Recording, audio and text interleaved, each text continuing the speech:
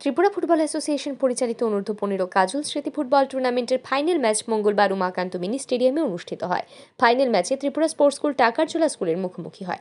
ম্যাচের শুরু থেকে শেষ পর্যন্ত প্রাধান্য বিস্তার করে খেলে টাকারজোলা স্কুলের ছেলেরা। তারা 3-0 গোলে ত্রিপুরা স্পোর্টস স্কুলকে পরাজিত করে চ্যাম্পিয়নের খেতাব অর্জন করে।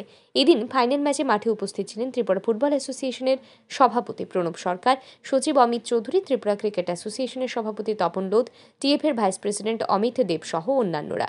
এদিন খেলা শেষে টাকারজোলা স্কুলের খুদে ফুটবলারদের হাতে চ্যাম্পিয়ন ট্রফি তুলে দেন টিসিএ সভাপতি তপন লোধ।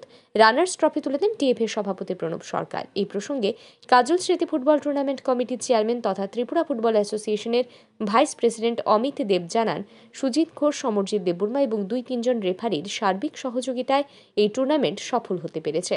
এই টুর্নামেন্টকে সফল করে তুলতে রাজীব দেব নামে এক ফুটবল প্রেমী টিএফএকে 50,000 টাকা আর্থিক সাহায্য করেন। এই টাকায় টুর্নামেন্টে অংশগ্রহণকারী 16টি দলকে 3,000 টাকা করে দেওয়া সম্ভব হয়েছে।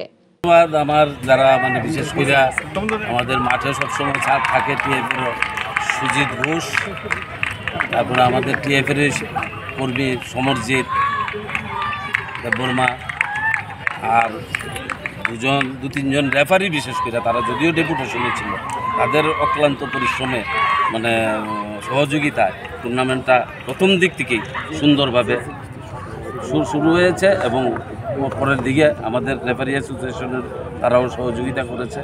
আর সবচেয়ে বড় জিনিস, এই বছর কাজল স্মৃতি টুর্নামেন্টে একটা আমি ব্যক্তিগতভাবে উদ্যোগে টিএফের পক্ষ থেকে আমারই পাড়ার আমার ক্লাবের সদস্য ফুটবল প্রেমী একটা বৃহৎ অঙ্কর টাকা এবার স্পন্সর করেছে কাজল স্মৃতিতে 50,000 টাকা।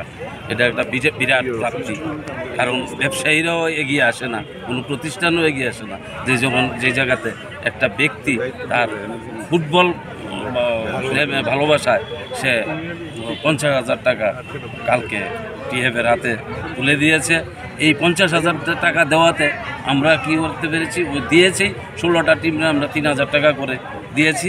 ওই টাকাটা 16টা টিমরা আমরা মোটামুটি কাভার হয়ে গেছে এই টাকাটা দিয়ে।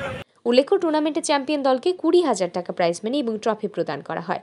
রানার্স দলকে প্রদান করা হয় 10,000 টাকা ও ট্রফি। এই প্রাইজ মানি প্রদান করেছেন ত্রিপুরা ফুটবল অ্যাসোসিয়েশনের 2 আজীবন সদস্য, যথাক্রমে তিমির চক্রবর্তী এবং গৌতম ব্যানার্জি। এছাড়া ম্যান অব দ্য ম্যাচ ও সর্বোচ্চ গোলদাতার হাতে পুরস্কার তুলে দেন যার নামে এই টুর্নামেন্ট, অর্থাৎ প্রয়াত কাজল দেবের পরিবারের সদস্যরা। Bureau report, RE news.